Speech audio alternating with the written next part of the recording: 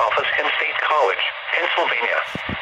The tones you just heard were a test of the specific area message encoding and tone alert systems. During dangerous weather events, NOAA weather radio receivers can be activated by these systems. A message with information about a watch or warning would follow. Tests of these systems are normally conducted by the National Weather Service between 11 a.m. and noon each Wednesday. If there is a threat of severe weather, the test may be postponed until the next good weather day. Repeating, this was a test of the specific area message encoding and tone alert systems.